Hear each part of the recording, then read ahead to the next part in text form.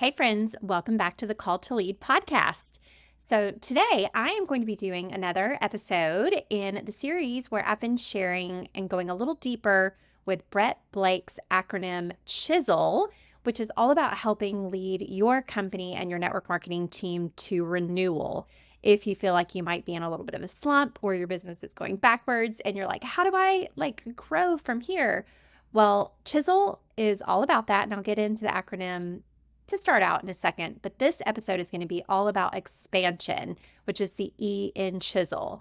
And so automatically that might come to mind global expansion, especially if you're a part of Saint, which is the company that I am with, because we are getting ready to expand globally.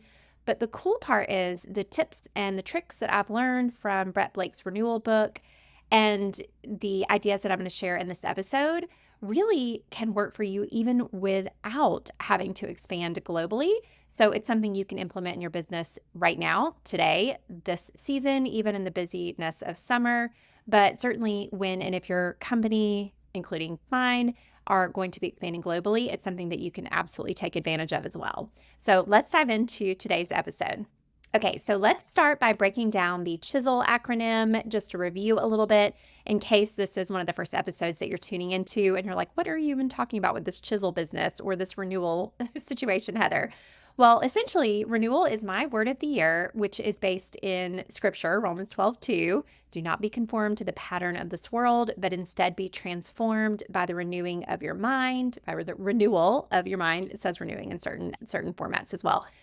And then you will know his good and pleasing and perfect will. And so renewal is obviously important to me, tied to scripture, but it's also a book that has been such a blessing in my business that I read a few years ago after interviewing a top leader in a company who had been through exactly what our company is going through right now. So essentially, about 5 to 7 years into every single network marketing company. Yes, I said every single one. So that could be if you're in one that's been in business for like generations, I'm talking decades, it went through this maybe a couple times, or whether you're a part of an emerging or up and coming or a newer company, or whether you're a part of the company I'm in, which is Saint Beauty. Every single company, about 5 to 7 years in, well, through their journey, they're going to go through the life cycle of the launch phase, the growth by promotion phase, like ground level opportunity, anyone? Then you're going to reach what's called the growth by promotion phase, which is when things start to level off like a normal business, because no business goes straight up forever. That's not a thing, okay? The roller coaster is real in life and in business. And then after the growth by promotion phase comes the shakeout, which is what I believe that Saint is for sure in right now, just based on the numbers, which of course I share out loud with you guys on my renewal recaps. And so you can go back and literally look at what my business is looking like throughout this year if you want, and stay tuned in a couple of weeks for the renewal recap for May, which is not quite over yet. But it's shaping up, and I can pretty much confirm, yeah, we're in the shakeout. So what do you do when your company is in the shakeout? And this is where my friend who recommended this book was. When she recommended it, we were not there yet, but I was so glad to read the book because it helped to plant seeds and prepare me for when we were there. So that might be you. You may be in a company that is on the newer side, and you're kind of wondering, like, is this thing gonna sustain itself? Is it going to be like this for the long run? Or, is the company that I'm in, is it going to be in this downturn or slump for the long term? Well, I obviously don't have a crystal ball, and only the Lord knows. And that is where, hopefully your faith can kind of step in, and you can trust his wisdom and his guidance. But I also love that Brett breaks down, based on his experience, that he has worked with dozens of network marketing companies and come up with a formula, the CHISEL acronym, to help you to know exactly what to do, whether you're an owner of a business or someone in a corporate business, or you are a leader like me. And so the CHISEL acronym, I have gone over each letter so far up to the E, and the C stands for cash. So that's if your paycheck is feeling really tight or going backwards and you want to know how to save cash. I can link to that episode where I talk more about that. Then the H stands for hope, which is bringing back hope for the future, which I believe is very bright thanks to the expansion opportunities we'll talk about today in this episode. So I'll also link to the Hope podcast I talked about a few months back. The I stands for innovations and how you can leverage things outside of even new products, because a lot of times that's what you're craving, but that's not always what you need in a season like the shakeout. So I'll link the innovations podcast as well. The S was what we talked about last month, which is simplicity. And that comes down to really creating really simple systems for yourself and for your team so that duplication can become the factor for pouring fuel on the fire and growth. So that brings us to the E, which stands for expansion. And then next month in June, we will wrap up with the L, which, spoiler alert, is leadership. So, which obviously we share a lot of leadership tips on this podcast. But today's is going to be all about that E, or expansion. And specifically, Brett Blake, the author of Renewal, says that the goal is to develop a strategy to reach customers you are currently not serving. So when he says expansion, that's what he means, is basically if your business feels like you're not, gosh, I'm really bad at analogies, but like you're milking a dry cow. Is that a thing? Anyway, there's not much juice in your existing customers. Maybe your reorders, which I'm not gonna lie, I'll save this for my renewal recap episode, but my reorders are a little bit down, and I'm finding that people are ordering like 1 or maybe 2 tins of Highlight, where before they used to spend $50 to $75 on their reorders. Now they're spending like 20, which I think might point to a sign with the recession, or not the recession, but a potential coming recession, or just the economy in general, because I've experienced this before in my traditional business. So anyway, I'll save that for another episode. But if you, like me, maybe are seeing your reorders slip a little bit, and you're not doing anything different, you're still serving your customers in the same way, or maybe you're finding that you're kind of not having a lot of luck on Instagram, or you're really not finding a lot of new customers trying to build and grow on social media, and you're getting a little bit exhausted there. Well, the goal with expansion is to find new customers, new demographics, new geographic places, and that's what we're going to talk about today. So he says there's basically 3 different markets that you can expand to, and then one is kind of broken down into 2. So the first one is geographic location. So that can be domestic, like meaning literally another town or a city or a state. And we'll get into that in a second. Or it can be internationally geographic, meaning like another country, which you either have that option in your company, or you don't, or you may in the future, as we will, which I'm excited about. And then you have different demographics, which is essentially, different types of people in the same region. So it can be different age ranges, different generations, different skin tones, all of those things kind of break down from the different demographics. And then finally, new languages. So languages can essentially mean, obviously in one country, one town, but there are people who speak different languages in those countries. And so being able to leverage that is truly important. So we'll kind of break down the 3 of those, okay? So the first one is domestic geographic expansion. So this is the one that I recommend you focusing on now in your business.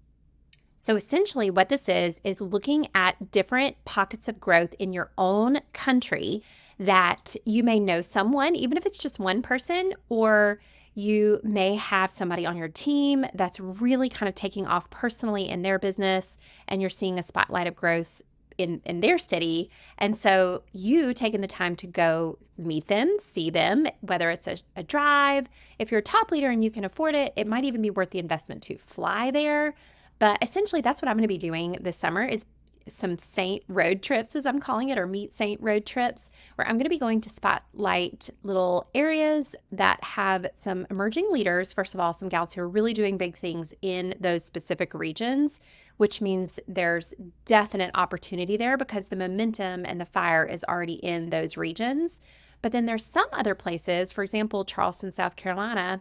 When I look at the map that our company Saint sends in the email to all of the artists on Recognition Day, which is always the 15th of the month, they'll send out a little graphic with each state. And South Carolina in particular is an underrepresented area within our company. And my mom actually happens to live there, and I go there all the time. It's kind of like a little second home for me, or second, like home base, if you will. And so that one, I don't necessarily have any strong leaders or big sellers in that area. I do have a couple of people on my team that I'm looking forward to meeting. I have a couple of prospective artists that I'm kind of working with in that region, but it's an area that I can connect with my customers who are there, obviously leverage like my mom, right? Go with your warm market always. But it's essentially getting really smart about the different demographic or geographic, I should say, areas that are around me within this kind of area and region, and physically going there. And it does not have to be fancy, you guys. Just honestly, like even going out to Mexican or something like that is great. I plan to do mine a little bit more organized, where I will be bringing back something that I did back when I started growing my business. I called it Meet Mascara back in the days. That was our company, was called Mascara. And what I did is I did the first hour, I would have kind of a meet and greet with prospective artists and existing artists so that they could get to know each other and kind of see like, oh, wow, I like this person. She's a lot like me. And they also had something to invite their prospective artists to, because sometimes that's like when you have someone interested, you just don't know what to say, right? Like if you've already maybe talked to them about it, but you just need that catalyst. Having a third-party tool, which an event or a gathering or a dinner out at a Mexican restaurant, that's a perfect example. Like, hey, my Saint great grandma or whatever is going to be in town on this day. I'd love for you to meet her. I know at one point you'd consider doing what I do. Would you be interested in coming with us at 5 o'clock on Friday?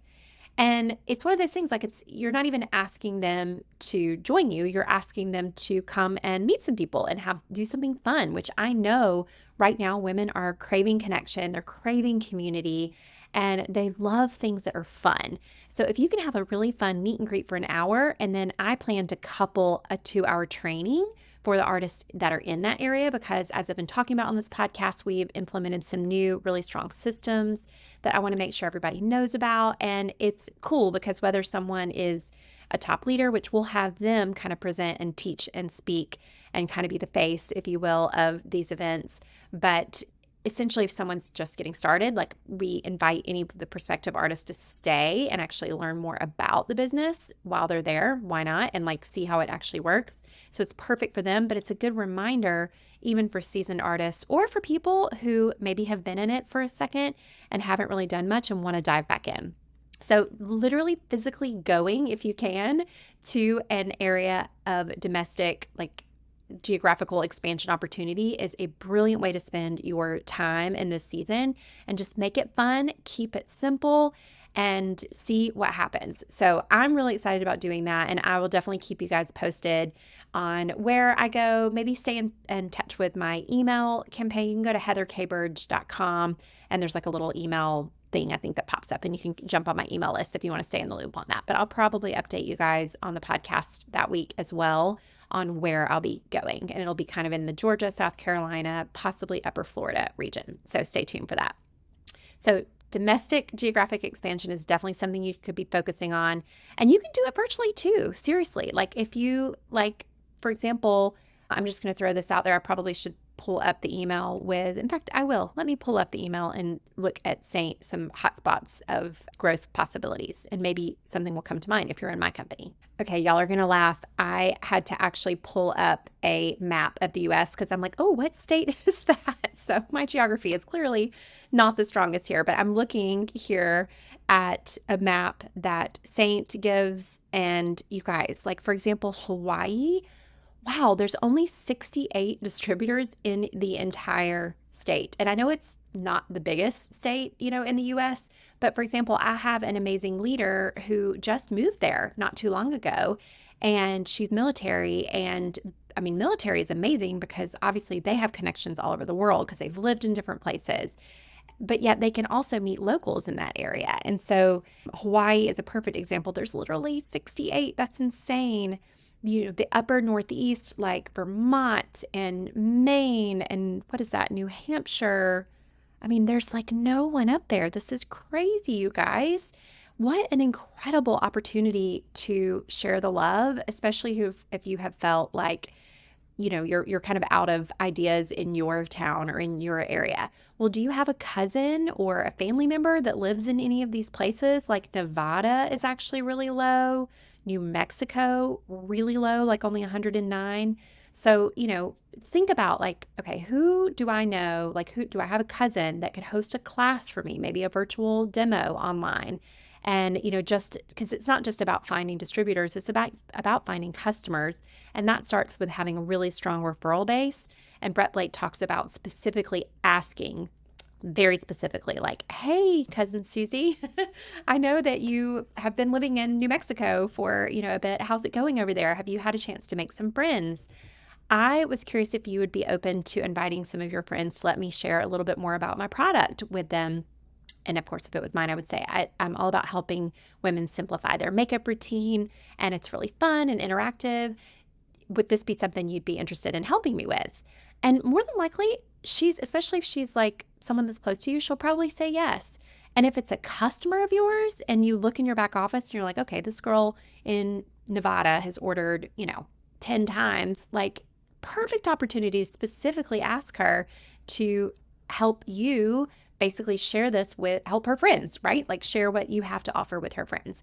And so this is just a way to kind of get your brain rolling, and being able to see this visual gets me excited because again, you automatically think when you hear a state, if you know somebody in that, or if you can cross-reference it with your customer list. The opportunities with geographic expansion are huge, and I highly recommend that you take advantage of this if you're feeling kind of stuck or stagnant in your business. And again, you can do it online too, like on social. If you're building there, you can maybe do something in your stories like, anybody from Nevada, yes or no, or any of these states. And you can get really specific. Like, I am looking to help more people with my product and help, focus on the problem that your product solves always. But that's another training for another day. So domestic geographic expansion is the first one. So now let's dive into international geographic expansion. So this is still focusing on where someone lives, but obviously internationally is not in the country where you are. So this is very relevant again for our company. Lots of other companies, I've seen a couple, I think, that are expanding here quickly into other countries. So maybe you're with a completely different company and you're wanting some wisdom and advice on this as well. But essentially, what Brett says is it really just starts with one contact in that country. One, my friends. So, and it could be, again, if you're military, like, have you ever known someone who's lived in one of these places? Or a perfect example for me is like the last time I was visiting with my sister-in-law, actually, I think we were just chatting on the phone. She said her brother lives in England, in the UK. And I was like, oh my goodness, we're getting ready to launch Saint in the UK. And she's a huge fan of the makeup and she loves it. And so I said, oh my goodness, do you think he'd let me come like visit and crash on his couch if I were to kind of meet some folks before, when we go and expand there, even if it's people who maybe are existing customers who just ordered straight from corporate or something like that. And she's like, absolutely. And so it did take me specifically asking her, and she would have to ask him. And I think I've only met him at their wedding, pretty sure. But by asking that, I now know one person kind of that lives in the UK that I can absolutely find some connections and go on an adventure over there if I want to. But essentially, the idea isn't that you have to have tons of connections or relationships already built in these countries, if any at all, as we'll talk about in the next idea I have for this. But it starts with just one, and being bold enough to ask and invite them to help connect you with people who might be interested in what you have to offer with your product or your business. So the next way that you can leverage international expansion is by creating an interest group for those who are in that country, who might be interested in learning more about your product. And you can do this before the country launches. So I'm going to share a story of one of my leaders, Tammy Williams. She is amazing and she's so stinking smart, that one. And when we were launching in Canada, she actually didn't know anybody in Canada, but she created an online Facebook group called Canada Loves Mascara Beauty at the time. And she was also smart enough, she did some ads to drive interest into those groups. And what was really cool about that is she kind of thought outside the box. And because she didn't herself have like a huge following, a lot of connections, I would say, but she invested just a little bit on ads to drive people to the group. And she was very transparent about like, look, guys, I don't know when this is coming, but word on the street is it's coming soon. And I want to be your makeup girl when and if you are ready to dive in. And in Canada, we did launch with the artist program at the same time as we launched with the product. But what's kind of cool about this, and what I actually love that our corporate team, if you're in Saint, is doing, is they're launching with the product first. And so that is really a way that you are building relationships and connections on the foundation of the product. And so essentially like having a VIP group, but specifically to this one demographic or geographic location of whatever country that you are going to. So it's definitely something that, just like there can be a ton of different like beauty groups, as we call them in our company, or VIP groups for whatever business you're in, you can do the same thing. There can be a bunch of these out there. So this isn't some hidden secret that we all can't leverage, because there are like billions of people in the world and hundreds of millions of people, if not more, in each of these countries, depending on which one you are looking to expand into. So creating these interest groups around the product and just staying in touch with them and letting them know whatever it is that you know, and educating them on the product, helping them get to know each other, because guess what? You're creating a community and a culture, which if you do, grow a team in that country, you've established the foundations from within that group before it even launches. And so this is a brilliant way to get ahead of it. And honestly, I haven't done it yet, but I need to jump on doing it myself. But it's a little secret that you can start and invest in if your company is looking to expand or is already in these countries. I always say that, companies, countries. Anyways, those two words confuse me for some reason. So, all right. So last but not least is investing your time in learning about these markets and doing things like Zoom calls, like, interest calls, or even like, three-way calls where you're getting to know connections, or just learning about the culture. Or, if you can, go visit. Like my husband and I, we have our 20-year wedding anniversary next year. And we're talking about maybe going to Australia, because that's one of the countries that we are going to be launching into within the next year. And so I'm like, okay, we can couple an amazing getaway trip for us as a marriage. He also loves to sport fish, and there's really good sport fishing out there. We can couple that with a business opportunity and kind of work a little smarter, not harder. So if you're planning a vacation, maybe with your family or your husband or your girlfriends, what a great way to kind of couple. It's not like you have to work the whole time. That's the best part about the business of network marketing, is you can combine them. But once again, it does not have to be in person. You shouldn't be spending a ton of money unless you're making the money. However, I will say that probably any amount that you do invest in something like ads or creating community or going to these countries or even states, as we go back to the demographic ones, is worth your time and investment in the long run to build those relationships and to build those communities. So really invest your time in learning about everything from the culture to the people that are there, doing these Zooms or in person, and taking the time to really put your energy and focus on these different countries can serve your business so far. So that's international expansion. And I definitely recommend that you look into that, because Brett Blake says that no direct sales company has ever reached and sustained $1 billion in revenue by just staying in the US alone. So, our company, I believe with my full heart that we will be $1 billion company, just because I think the product is that freaking good. We already have pent up demand in these countries already for people finding on Instagram and following our corporate and some other influencers who've been sharing it. And so they're ready, they're excited. And I definitely think that we have an opportunity to, be one of those $1 billion unicorns that are in the network marketing industry. And like Brett says, we're probably not going to get there without international expansion, which means that that has a huge opportunity to even triple our business from where we are, if not more so. So I'm excited about that. And that is the second part of the expansion opportunities, is the international expansion. And then lastly is the demographics side of things. So this is more less thinking geographically or thinking of, different states or different countries, but more thinking about different types or groups of people. So one example of this are generations. So in our company, this makeup is amazing for mature skin. So that is one area that I have seen absolutely explode in the last year or two, are women who have found out in their 50s and 60s, who found out that this makeup is amazing, and they're sharing it with other women just like them.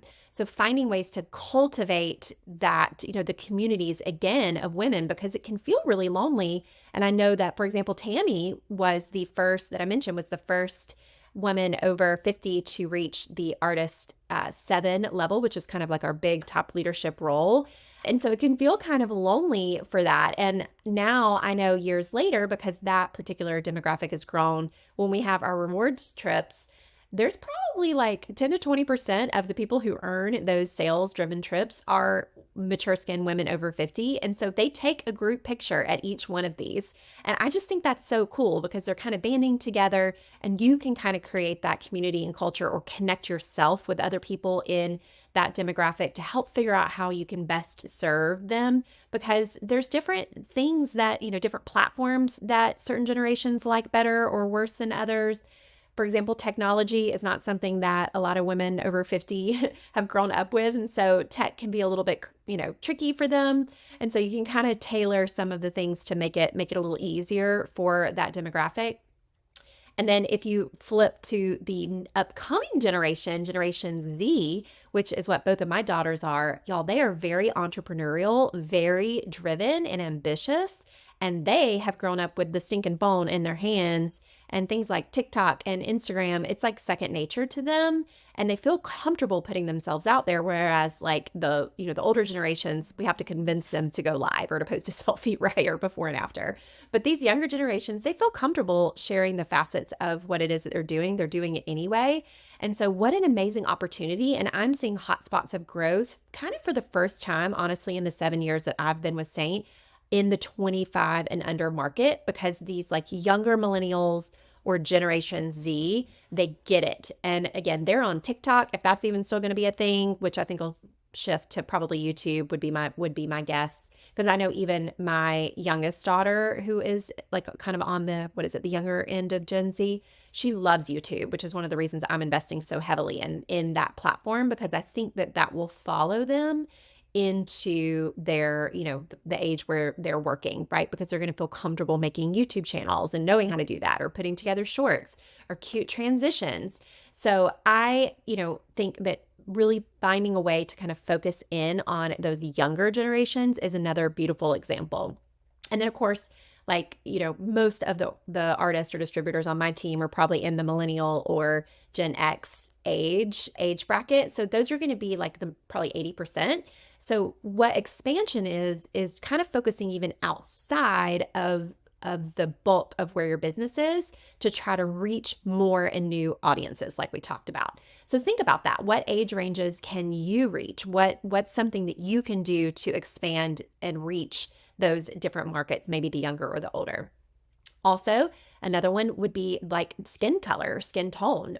And that applies, obviously, it's huge in something like a makeup company because we have to make sure we have the product range associated with it. But honestly, culturally, as I've talked about on a previous podcast that I'll link, there are lots, like, for example, like the women of color demographic, they like have like just a different like set of cultural norms and like, just kind of like just it can be a little bit different. So you want to be able to connect and make sure, as I talk about in that podcast with Dr. Ramona Lawrence, she's like, you want to make sure that your recipes of what you're doing, your systems for sharing your product, for onboarding people on your team, you want to make sure it fits in those kitchens.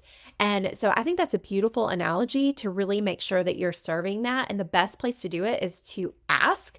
So what we did, and I've talked about this a couple times on the podcast, is we actually put an artist inclusivity panel together. And it's not just for women of color. We have mature skin in there. Again, we have Hispanic, because obviously that is a huge, in the US, there's a huge Hispanic population, again, that different skin tone, different language, which that's going to be the last thing we'll talk about in just a second.